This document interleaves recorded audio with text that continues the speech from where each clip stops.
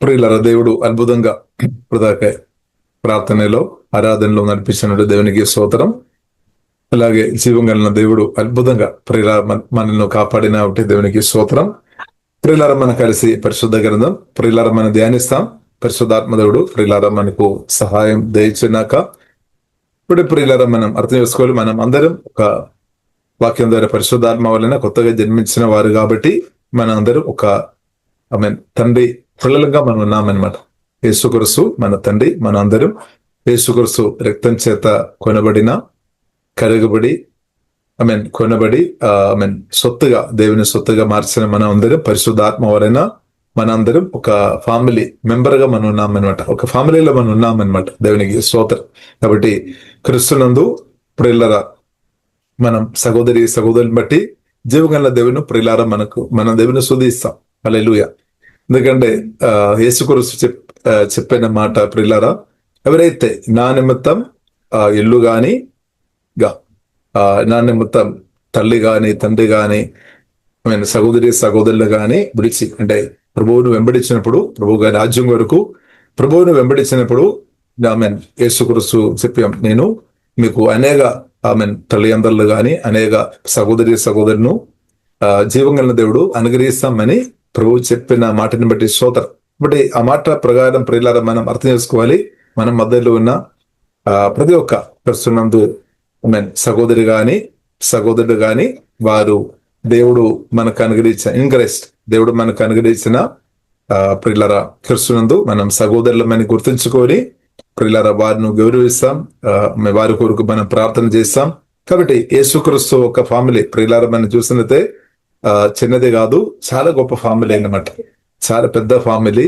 కాబట్టి చాలా పెద్ద ఫ్యామిలీలో మనం ఉన్నామన్నమాట. కాబట్టి ఎవరు బాధపడవద్దు. అబ్బో మా ఇంటిలో ఆమె ఇద్దరు ముగ్గురు మాత్రం ఉన్నామని ప్రియులారా న్యాచురల్ గా ఇద్దరు ముగ్గురు ఉండవచ్చు మీ ఇంటిలో, లేదంటే నలుగురు కానీ ఐదుగురు. అప్పుడు నేను చిన్న ఫ్యామిలీ అని దయచేసి మనం అనుకోకండి.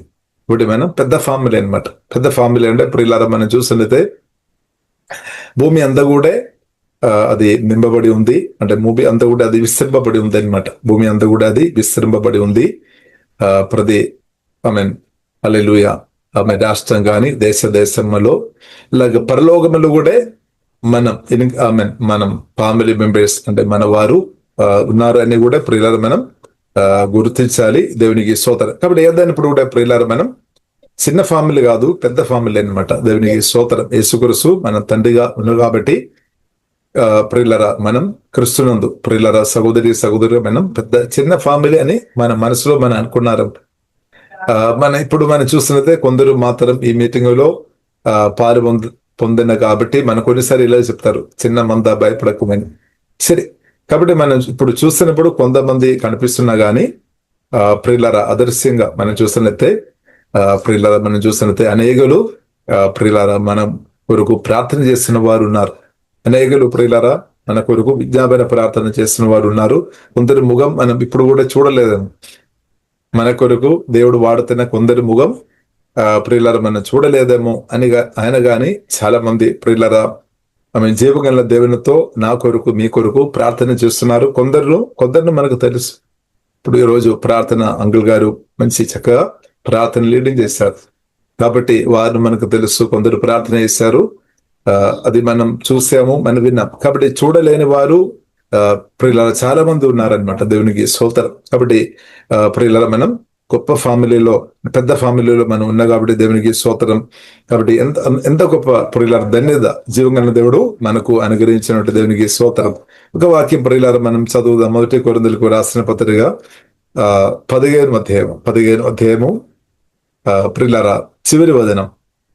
కాగా నా ప్రియ సహోదరులారా, మీ ప్రయాసము ప్రభువునందు వ్యర్థము కాదని ఎరిగి స్థిరులను కదలని వారును ప్రభు కార్యాభివృద్ధి అందు ఎప్పటికీ ఆసక్తులనై ఉండు. దేవునికి స్తోత్రం. ఇప్పుడు ఈ సువార్త విని అంటే జీవగల దేవుడు మనల్ని పిలిచామన్నమాట. దేవుని రాజ్యం వరకు దేవుడు పిలిచాం. హల్లెలూయా. జీవగల దేవుడు మనల్ని పిలిచాం. కాబట్టి దేవుని పిలుపు చాలా ఉన్నతమైనది అనమాట. కాబట్టి ప్రియులారా మనం యేసు నామములో చేస్తున్నది ఏది కూడా వ్యర్థం కాదు. కాగా నా ప్రియ సహోదరి సహోదరులారా, మీ ప్రయాసము ప్రభువునందు వ్యర్థం కాదు. ప్రత్యేకంగా ప్రియులారా మనం చూసినట్లయితే మొదటి కొరింథీయులకు రాసిన పత్రిక 15వ అధ్యాయంలో ప్రియులారా మనం చూసినట్లయితే ఆమేన్ యేసుక్రీస్తు రెండవ రాకడ గురించి రాయబడింది. అంటే యేసుక్రీస్తు యొక్క పునరుద్ధానం గురించి రాయబడింది. కాబట్టి పరిశుద్ధ గ్రంథం మనకు నేర్పిస్తుంది ఈ భూ సంబంధమైన విషయాల కొరకు మాత్రం కాదు మనం ప్రభువును నమ్మేదన్నమాట. భూ సంబంధమైన విషయాలు కాదు. కాబట్టి మనం చూడవచ్చు ఈ జీవితకాలము మట్టుకే మనము క్రీస్తునందు నిరీక్షించు వారమైన ఎడల మనుషులందరికంటే దౌర్భాగ్యులమై ఉందము. కాబట్టి మనం ఈ భూ సంబంధమైన ఆశీర్వాదాలు క్రీస్తువును వెంబడించినప్పుడు మొదటి నా రాజ్యం ఇది వెదగుడి అప్పుడవన్నీ మన దగ్గరికి వస్తాయన్నమాట. ఇప్పుడు భూ సంబంధమైన ఆశీర్వాదాలు మనకు అవసరం, ఆత్మ సంబంధమైన ఆశీర్వాదాలు కూడా మనకు అవసరం. తండ్రి దేవుడు యేసుక్రీస్తువుని మనకు అనుగ్రహించినప్పుడు ఆత్మ సంబంధమైన ఆశీర్వాదాలు ప్రియులారా దేవుడు మనకు అనుగ్రహించి క్రీస్తువుని అనుగ్రహించినప్పుడు ఆత్మ సంబంధమైన ఆశీర్వాదాలు మన కలిగిన స్థాయిలో ఉన్నా, లేని స్థాయిలో కాదు. కాబట్టి ఆత్మ సంబంధమైన ఆశీర్వాదాలు ఉంది, భూ సంబంధమైన ఆశీర్వాదాలు ఉంది. ఇది రెండు ప్రాముఖ్యమైనది. కానీ ఇంకా మనం ఒక మాటలో చెప్పాలంటే భూ సంబంధమైన ఆశీర్వాదాల కంటే ఇంకా గొప్పది ఆత్మ సంబంధమైన ఆశీర్వాదాలు. కానీ రెండు ప్రియులారా మనకు అవసరం. ఎగ్జాంపుల్ ప్రియులారా మనం చూసినట్లయితే మన మధ్యలో చాలా మంది అంటే దేవజనులు ప్రియులారా వారి పరిస్థితి మనం చూసినట్లయితే కొందరు రెండు అంటే సొంతం ఇల్లు లేని వారు కొందరు ఉండవచ్చు. లేదు అంటే పిల్లలు చదువు విషయంలో మంచిగా వారికి మంచి ఫీజు కట్టే విషయంలో వెనుకబడి లేదంటే ఇబ్బందికరమైన పరిస్థితి అనుభవిస్తున్న వారు ఉండవచ్చు. లేదంటే సేవలో సేవ చేయాలని కోరిక ఉంది కానీ సేవ చేయడానికి డబ్బు లేని, చేతుల్లో డబ్బు లేని పరిస్థితి. ఇప్పుడు డబ్బు అంటే భూ సంబంధమైన ఆశీర్వాదమే. కానీ అది లేదు అంటే దాని వలన నొప్పితో బాధతో ఉన్నవారు ప్రియులారా మనం చూడవచ్చు. నొప్పితో బాధతో హృదయంలో నొప్పితో బాధతో ఉన్న వారిని ప్రియులారా మనం చూడవచ్చు. ఇప్పుడు ప్రియులారా మనం చూసినట్లయితే ఆత్మ సంబంధమైన ఆశీర్వాదం అవసరం, భూ సంబంధమైన ఆశీర్వాదం మనకు అవసరం. కొందరు మనం చూసినట్లయితే రక్షణ పొందిన తర్వాత, దేవుని పిలుపు పొంది రక్షణ పొందిన తర్వాత పెళ్లి కాలైన వారిని కొందరు మనం చూడొచ్చు. అది కూడా ఒక బాధాకరమైన విషయం. కొందరు మనం చూసినట్లయితే పెళ్లి అయిన తర్వాత పిల్లలు లేని పరిస్థితి, అది కూడా ఒక బాధాకరమైన విషయం. కొందరు ప్రియులారా మనం చూసినట్లయితే సువార్త కొరకు వచ్చిన తర్వాత ఆత్మలు సంఘములు లేని పరిస్థితి. కొందరు మనం చూసినట్లయితే ఆత్మలు ఉన్నారేమో చర్చ్ బిల్డింగ్ కట్టలేని పరిస్థితులు ఉన్నవారు. కాబట్టి మనం చూసిన రకరకాల భూ సంబంధమైన అవసరాలతో ప్రియులారా బాధపడుతున్న వారును కొందరు ప్రియులారా మనం చూడవచ్చు. ఇప్పుడు ప్రియులారా మనం అర్థం చేసుకోవాలి, ఆత్మ సంబంధమైన ఆశీర్వాదాలు మనకు అవసరం, దానితో పాటు భూ సంబంధమైన ఆశీర్వాదాలు కూడా మనకు అవసరం. అది లేదు అంటే ప్రియులారా దాని యొక్క బాధ అది లేని వారికి తెలుసు. ఇంకా ప్రియులారా మనం చూసినట్లయితే కొందరు మనం చూసినట్లయితే అనారోగ్యంతో ఉండడం వల్ల ఎంతో బాధపడుతున్నారు. కాబట్టి ప్రియులారా మనం చూసినట్లయితే ఆత్మ సంబంధమైన ఆశీర్వాదాలు జీవగల దేవుడు అనుగ్రహించినాక అలాగే భూ సంబంధమైన ఆశీర్వాదాలు కూడా యేసునామములో జీవగల దేవుడు మనకు సమృద్ధి అనుగ్రహించును గాక. దేవునికి స్తోత్రం. కాబట్టి మన దేవుడు ప్రియులారా మనం చూసినట్లయితే ఆశీర్వాద పూర్ణుడు, ఇచ్చే దేవుడు అనమాట. మన దేవుడు ఇచ్చే దేవుడు. ప్రియులారా మనం చూసినట్లయితే శ్రేష్టమైనది మన కొరకు ఇచ్చామన్నమాట. తన ప్రియ కుమారుడైన యేసుక్రీస్తును తండ్రి దేవుడు మనకు అనుగ్రహించినట్టు దేవునికి స్తోత్రం. యేసుక్రీస్తు కూడా తన ప్రాణం మన కొరకు ఇచ్చామన్నమాట. ఇక యేసుక్రీస్తు ప్రియులారా మనం చూసినట్లయితే తండ్రితో వేడుకొని తన ఆత్మను మనకు ఇచ్చేసాం, పరిశుద్ధాత్మను. అది మాత్రం కాకుండా యేసుక్రీస్తు ప్రియులారా మనం చూసినట్లయితే వాక్యం మనకు అనుగ్రహించమన్న వాక్యం సత్యాలు తండ్రి నుండి పొందుకొని యేసుక్రీస్తు ప్రియులారా జీవగల దేవుడు వాక్యం కూడా అన్నమాట.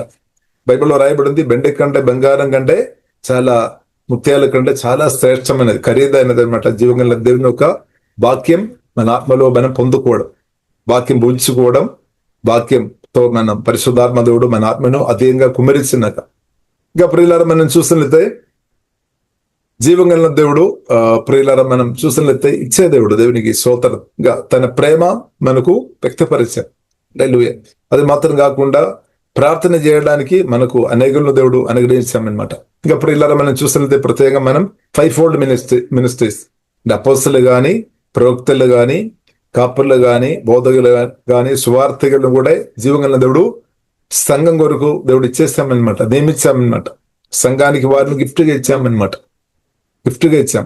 అపోస్తలు అంటే జీవం కలిగిన దేవుడు అనుగ్రహించిన సంఘానికి ఇచ్చిన ఒక గిఫ్ట్ అన్నమాట. ప్రవక్త అంటే ఈ కాలంలో ఉంది, పరిశుద్ధాత్మ నింపబడిన ప్రవక్తలు, వారు జీవం కలిగిన దేవుడు సంఘానికి అనుగ్రహించిన గిఫ్ట్ అన్నమాట. అలాగే సువార్థికులు కూడా జీవం కలిగిన దేవుడు సంఘానికి అనుగ్రహించిన గిఫ్ట్ అన్నమాట. కాబట్టి ప్రియులారా, మనం పాస్టర్ గాని లేదంటే బౌద్ధగులు కూడా ప్రియుల దేవుడు జీవం కలిగిన దేవుడు సంఘానికి అనుగ్రహించిన గిఫ్ట్ సోతరు. కాబట్టి వారు బ్రతుకంతా సంఘ క్షేమం కొరకు వారు బ్రతుకుతున్నాము, నిలబడుతున్నాము. దేవునికి స్తోత్రం. కాబట్టి అలాంటి ఉన్న వారిను ప్రియులారా మనం గౌరవించాలి. ఇంకా ప్రియులారా, మనం చూసినట్లయితే జీవం కలిగిన దేవుడు మనకు పరిశుద్ధాత్మ ఫలం వరాలు కూడా అనుగ్రహించే దేవుడు. కాబట్టి టోటల్ గా ప్రియులారా మనం చూసినట్లయితే మన దేవుడు ఇచ్చే దేవుడు అనమాట. కాబట్టి ప్రత్యేకంగా ప్రియులారా మనం చూసినట్లయితే 1 కొరింథీయులు 15వ అధ్యాయంలో ప్రియులారా మనం చూడవచ్చు, మనం యేసుక్రీస్తు నామం నిమిత్తం ఈ పరిచర్యలో కాగా నా ప్రియ సహోదరి సహోదరులారా, మీ ప్రయాసం ప్రభువునందు వ్యర్థం కాదు. ప్రత్యేకంగా ప్రియులారా మనం చూసినట్లయితే జీవం కలిగిన దేవుని కొరకు నిలబడుతున్న మనకు దేవుడు ఇచ్చిన ఒక విషయం ప్రియులారా మనం చూసినట్లయితే, దేవుడు మనకు తండ్రిని దేవుడు క్రీస్తు ద్వారా మహిమ అనుగ్రహించామన్నాడు. మహిమలో మనం ఎదుగుతున్నాం అనమాట. ప్రియులారా, మహిమలో మనం ఎదుగుతున్నాం. కాబట్టి ఇప్పుడు ప్రియులారా మనం చూసినట్లయితే ఈ శరీరం క్షయమైనది, కానీ అక్షయమైన శరీరం జీవం కలిగిన దేవుడు నాకు మీకు అనుగ్రహిస్తాడు. అది కూడా సువార్తలో ఉంది అనమాట. ఇప్పుడు మనిషి యొక్క ప్రాముఖ్యమైన సమస్య ఏంటది? డబ్బు చేతిలో లేదని కాదు, అదొక సమస్య. కానీ దానికంటే ఘోరమైన సమస్య ఉంది. దానికంటే ఘోరమైన సమస్య ప్రియులారా మనం చూసినట్లయితే బైబిల్ మనకు నేర్పిస్తుంది. 1 మరణం, 2 క్షయం అనమాట. క్షయం అంటే బాడీ డీకే జరుగుతుంది అనమాట. డీకే వయసు అవుతున్న కొద్ది మనకు తెలుసు. ఎంత ఆహారం తిన్నా కానీ బాడీ చర్మాలు కానీ స్కిన్ కానీ క్షయం జరుగుతున్నాయి. మన ఎముకలు కానీ బాడీలో జరుగుతున్నాయి.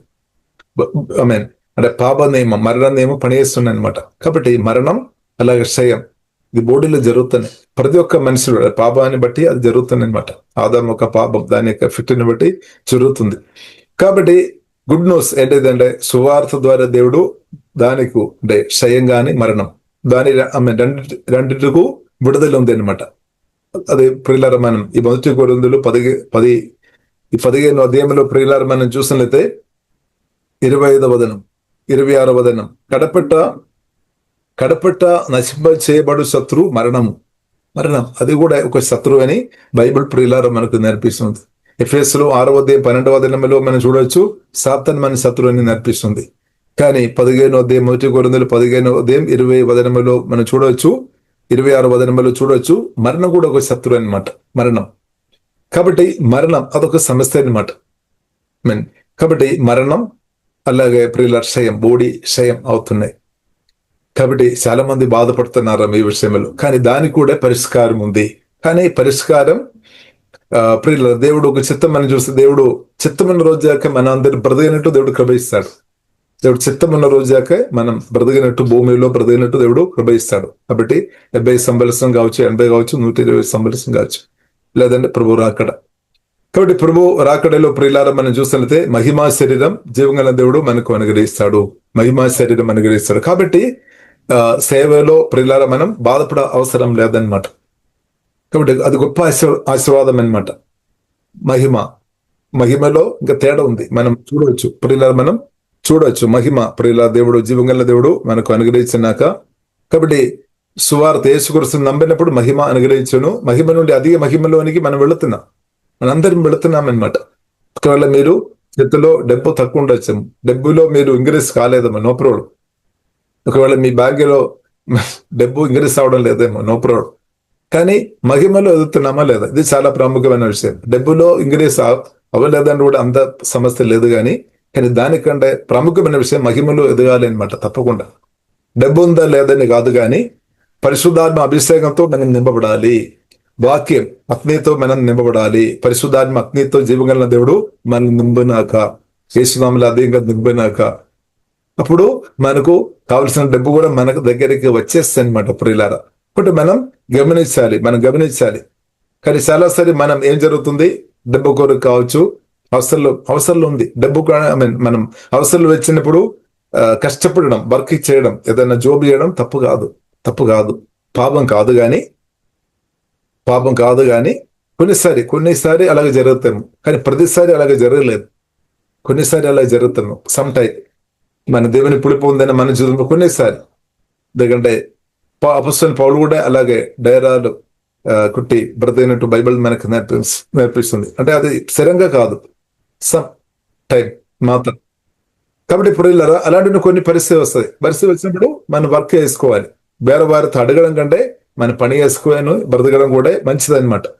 కానీ కాబట్టి ఇప్పుడు ప్రాముఖ్యమైన విషయం మనం మహిమలో ఎదగడం, అంటే దేవుని శక్తిలో, దైవజ్ఞానంలో, అభిషేకంలో ఎదుగుతున్నప్పుడు మిగిలిన మన అవసరాలు యేసునామములో తప్పకుండా తీర్చబడతాయి. మనకు కొన్నిసారి డౌట్ వస్తాము, అబ్బో నా అవసరాలు తీర్చబడలేదని.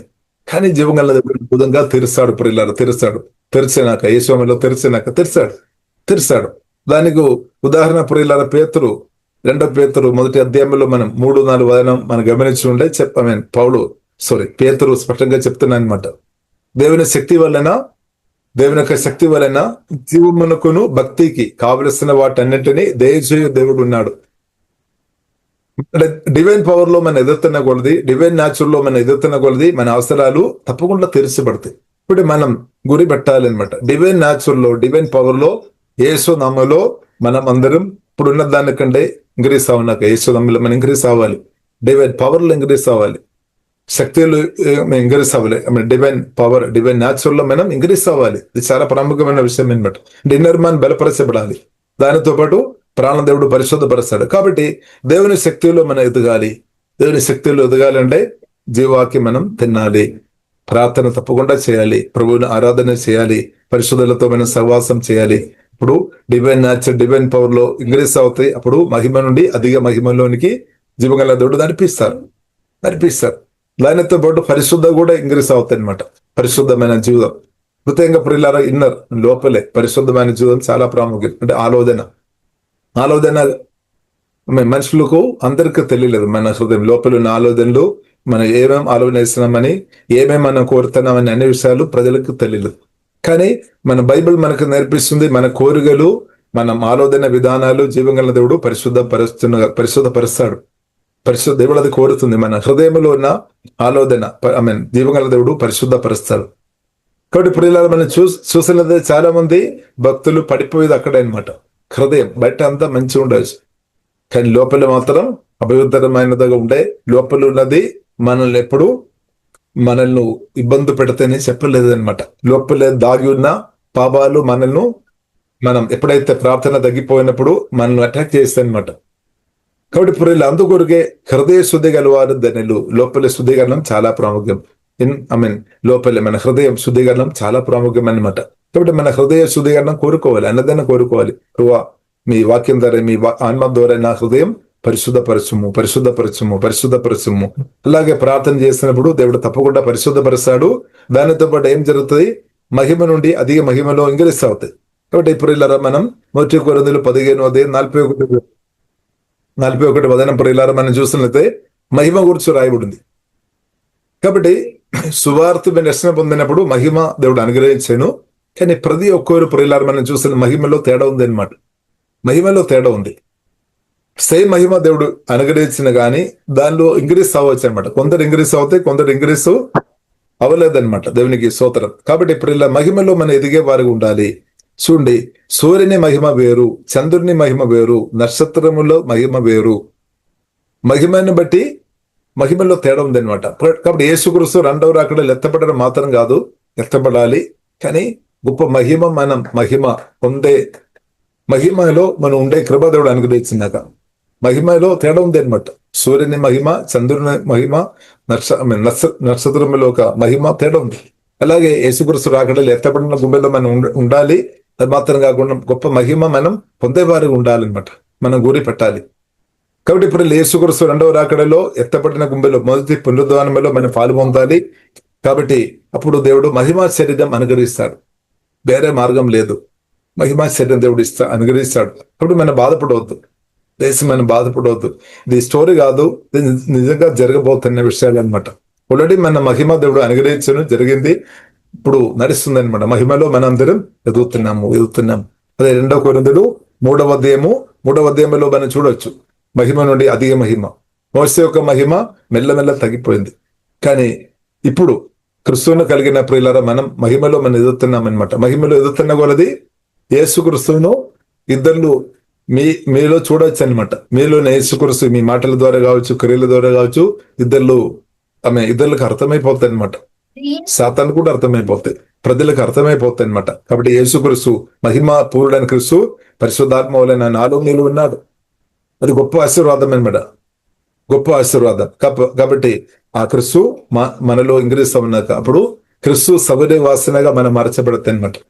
క్రీస్తు ఒక పత్రికలుగా మనం మార్చబడతాయి అనమాట. క్రీస్తు ఒక పత్రులుగా ప్రియులారా మనం మార్చబడుతుంది. క్రీస్తు ఒక సబరి వాసనగా మార్చబడతాయి అనమాట. దేవునికి స్తోత్రం, హల్లెలూయా. కాబట్టి ప్రియులారా దేశి మనం కృంగిపోవద్దు అనమాట, కృంగిపోవద్దు. కాబట్టి కొందరు మనం పరిచయం చేసినప్పుడు మీకు మీ అవసరాలు కూడా కొన్నిసారి తీర్చబడడం లేదేమో, సరిగా ఆహారం కూడా కొన్నిసారి దొరకడం లేదేమో, లేదంటే మంచి ఒక బట్టలు కొనే ఒక స్థాయి కూడా లేదేమో కొన్నిసారి. కాబట్టి బాధపడవద్దు. కానీ ఎందుకంటే మీరు క్రీస్తు కొరకు నిలబడుతున్నా కాబట్టి, దేవునితో ప్రార్థన ఆరాధన చేస్తున్న కొలది ఏమవుతుంది, మహిమ నుండి అధిక మహిమలోనికి మీరు వెళుతున్నామన్నమాట. కొన్నిసారి బ్యాంకులో అమౌంట్ ఇంక్రీస్ అవ్వడం లేదు, నో ప్రాబ్లం. కాబట్టి కొన్నిసార్లు ఇంక్రీస్ కూడా అవుతాయి, మహిమలు మనం ఎదుగుతున్న కొలది ఇంక్రీస్ కూడా అవుతాయి ఒకవైపు. కాబట్టి ప్రియులారా మనం బ్యాంకు బ్యాలెన్స్ కానీ లేదంటే భూ సంబంధమైన ఆశీర్వాదాలు ఒకవేళ మీరు తక్కువ స్థాయిలో ఉన్నామని దేశం బాధపడకండి. మహిమలో నుండి ఇంకా మహిమలోనికి వెళ్ళండి. దేవునికి స్తోత్రం. ఎందుకంటే యేసుక్రీస్తు రాకడలో ప్రియులారా మనం ఎత్తపడిన గుండెలు ఉండాలి. అప్పుడు మనం చూడవచ్చు అనమాట. ఇప్పుడు మనం నమ్మకంగా ఉండే ఆ గొప్ప మహిమలో మీరు ఉన్నప్పుడు అర్థమైపోతుంది. కాబట్టి ప్రియుల అది చాలా ప్రాముఖ్యమైన విషయం. అందుకొరకు ప్రియులరా చెప్తున్న వాక్యం, మీ ప్రయాసమును ప్రభువునందు వ్యర్థం కాదు అనేది సెల్లగా ఉండాలి అనమాట. క్రీస్తు కొరకు సెల్లగా ఉండాలి. కాబట్టి బాధపడవద్దు, అబ్బో నేను సేవ కొరకు దిగాము, కొందరేమో ఎక్కువ కోడు డబ్బు సంపాదిస్తున్నారు, నేనేమో ఏం పొందలేదు, ఉన్నది కూడా ఇచ్చేస్తామని మీరు ఆలోచన చేస్తున్నారేమో. కాబట్టి క్రీస్తు కొరకు ఇవ్వడం కూడా గొప్ప ఆశీర్వాదం అనమాట. బైబిల్ రాయబడింది, క్రీస్తు కొరకు మనల్ని ఇవ్వాలి, మన జీవితాన్ని ఇవ్వాలి అనమాట. మనల్ని ఇవ్వాలి. క్రీస్తు కొరకు ప్రియులారా మనం ఏదైతే ఇచ్చామో అదంతా తిరిగి జీవంగల దేవుడు మనకు అనుగ్రహిస్తాడు. భూమిలో అలాగే పరలోకములో కూడా జీవంగల దేవుడు యేసు అనుగ్రహించిన ఇప్పుడు ప్రభువునందు ప్రియులారా మీ ప్రయాసం వ్యర్థం కాదని గ్రహించుకొని స్థిరలుగా ఉండాలన్నమాట. అమ్మగారు చెప్పామన్నమాట, ఒకరికొరు ప్రార్థన చేయమని. ఒకరు క్రీస్తు కొరకు దేవుని ఇప్పుడు పొందిన వ్యక్తి స్థిరంగా నిలబడలేదు, మధ్యలో జారిపోయింది. కారణం ఏంటది? బైబిల్ గ్రంథం మనకు నేర్పిస్తుంది. మత్తయి సువార్త 13వ అధ్యాయంలో మనం చూడవచ్చు, వాక్యం లోతుగా లేదనమాట. వాక్యం లోతుగా ఉండే ఎంత శోధన వచ్చినా క్రీస్తు కొరకు గట్టిగా నిలబడతారు. కాబట్టి యేసు కొరకు స్పష్టంగా చెప్పామన్నమాట. వాక్యం లోతుగా ఉండాలి.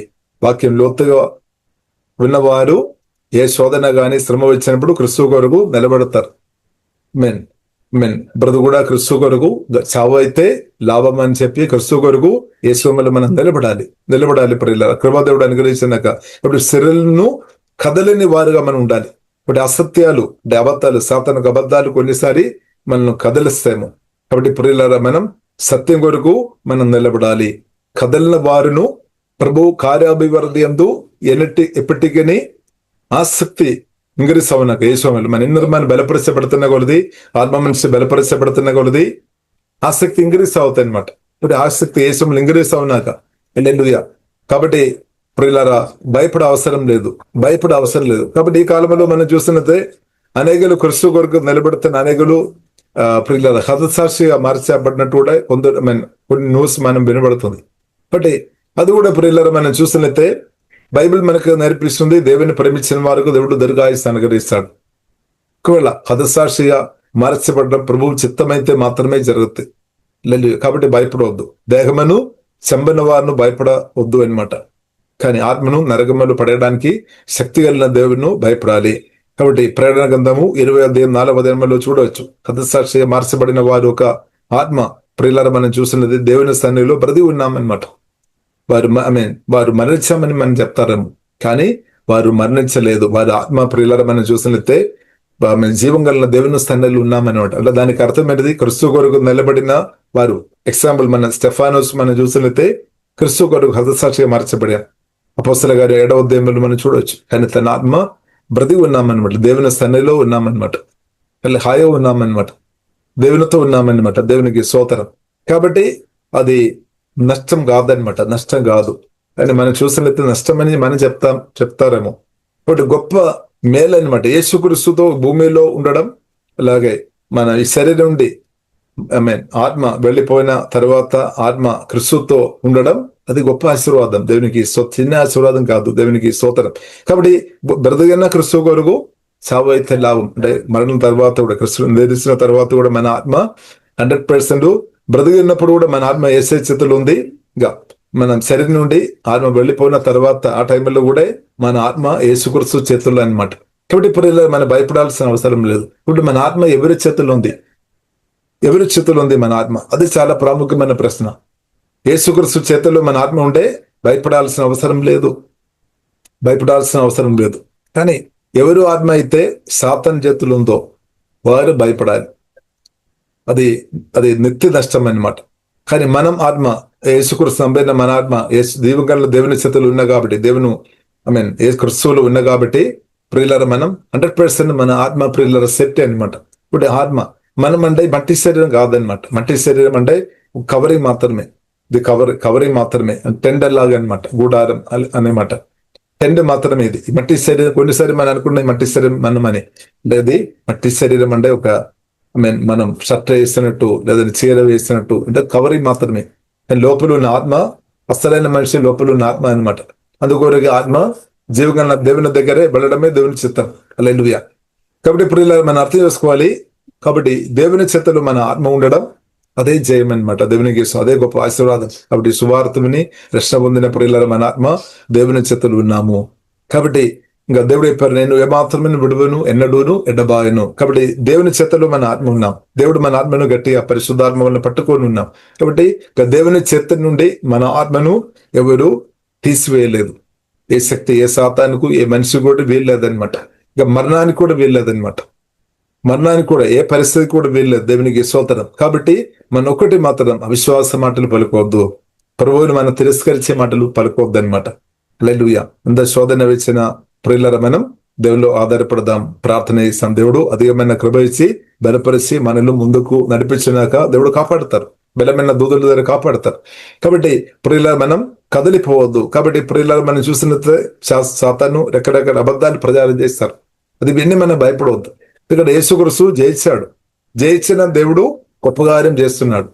ఓడిపోయిన సాతాను గొప్ప కార్యం చేయలేదు. ప్రియులారు దయచేసి మనం అర్థం చేసుకోవాలి. సాతాను కాదు గొప్పవాడు, యేసుక్రీస్తు. మీలో ఉన్నవాడు లోకములో ఉన్నవాని కంటే గొప్పవాడు. క్రీస్తు గొప్పవాడు. జయించిన దేవుడు గొప్పవాడు. హల్లెలూయా. జయించిన క్రీస్తు పరిశుద్ధాత్మ వలన మనలో ఉన్నాడు. కాబట్టి ప్రియులారు మనం జీవంగల దేవుని చిత్తలో మనం సమర్పిస్తాం. కాబట్టి నా పట్ల మీ పట్ల ఉన్న దేవుని చిత్తం నెరవేర్చబడినాక కాబట్టి మనం క్రీస్తునందు మన తోటి సహోదరుల కొరకు మనం ప్రార్థన చేయాలి. ఇప్పుడు డబ్బు విడకంటే గొప్పది మీరు యేసుమలో ప్రార్థన చేస్తున్న దీవెన ఇంకా పవర్ఫుల్ అనమాట. ప్రార్థన చాలా గొప్ప సహాయమైన సత్యం ప్రియులారు మనం అర్థం చేసుకోవాలి. డబ్బు మనం ఇచ్చేది వారు ఖర్చు అయిన తర్వాత అయిపోతాయి. అంటే దానికి అర్థం డబ్బు పోద్దని కాదు. డబ్బు ఇవ్వడం తప్పు కాదు, పాపం కాదు. ప్రేరణ వచ్చినప్పుడు ఇవ్వండి, పంపండి. స్తోత్రం. మేము క్రీస్తున్న ఈ మీటింగ్ లో వస్తున్నా ఎవరికైనా మీ హృదయంలో ప్రేరణ ఉంటే వారి పేరు అడగండి, వారి ఫోన్ నెంబర్ కావాలని ఇస్తాం. మీరు డబ్బు ఇవ్వండి, ప్రేరణ ఉంటే ఇవ్వండి, నో ప్రాబ్లం. ప్రార్థన చేసుకుని ఇవ్వండి. ఆమె ఇవ్వడం తప్పు కాదు. ఇవ్వడం ఇచ్చిన వారికి ఇంకా దేవుడు ఇస్తాడు. హల్లెలూయా. కాబట్టి ఇప్పుడు ఇలా మనం అర్థం చేసుకోవాలి. ప్రార్థన సహాయం చాలా గొప్పది. కాబట్టి ప్రియులారా అన్నెలకు లేనిది ప్రియుల ఒక విషయం మనం అర్థం చేసుకోవాలి. పరిశుద్ధాత్మ దేవుడు, పరిశుద్ధమైన దేవుడు పరిశుద్ధాత్మ నాలో మీలో నివాసం చేస్తున్నాడు. అందరిలో అది లేదనమాట. అది మన గొప్పతనం. ఇప్పుడు మన ఒక స్పెషాలిటీ మనం చూసినట్లయితే సువార్త రక్షణ పొందిన మనలో పరిశుద్ధ దేవుడు మీలో నాలో నివాస చేస్తున్నాడు. పరిశుద్ధమైన వాక్యం నివాస చేస్తుంది. యేసు రక్తం మన మీద ఉంది. యేసు నామం ద్వారా కాపుదల మనకుంది. బలమైన పరిశుద్ధ దేవదూత కాపుదల మనకుంది. కాబట్టి ప్రియులారు మనం అర్థం చేసుకోవాలి. పవర్ లో మనమే గొప్పవారం, శక్తిలో మనమే గొప్పవారం. ఇప్పుడు కొన్నిసారి మనకి ఇలాగ అనిపిస్తాము, వారికి ఆస్తివాసులు ఎక్కువ ఉంది, డబ్బు ఎక్కువ ఉంది, అధికారం ఉంది, ఇప్పుడు నాకు ఏమీ లేదు అని కొన్నిసారి మనం బాధపడతారేమో. అది సత్యం కాదు. సత్యం ఏంటిది ప్రియులారా? ఆకాశం భూమి సముద్రం సరిచిన జీవగల దేవుడు మనకు అండగా తోడుకున్నాం. జీవగల దేవుడు మనకు పక్షంగా నిలబడుతున్నాం. ఇది కాలేబ్ యెహోషువ గ్రహించామన్నమాట. హల్లెలూయా. కాబట్టి ప్రియులారా, మనం ఆస్తిపాస్తులు కానీ కోట్లు డబ్బు ఉన్న వారిని చూసి మనం భయపడవద్దు. ఇంకా గొప్ప అధికారం ఏంటిది? లోకాధికారం కాదు. యేసుక్రీస్తు ఒక అధికారం. యేసుక్రీస్తు సర్వాధికారి అని దేవుడు మనకు అధికారం కూడా అనుగ్రహించారు. యేసునామం అన్న నామం కంటే గొప్ప నామం. పాంబులను తేలును శత్రుబలం అందటి మీద తొక్కడానికి ఎవరికి అధికారం ఉంది ప్రియులారా? అన్నలకు లేదు, కృష్ణ పొందలేని వారికి లేదు. వారిని దెయ్యాలు పీకేసి, వారి మీద పనిచేస్తాయి. కానీ సువార్త రక్షణ పొందిన క్రిస్తునందున్న నిన్ను సాతాను ఏమీ చేయలేదు. యేసుక్రీస్తు మాట అనమాట మన గ్యారంటీ.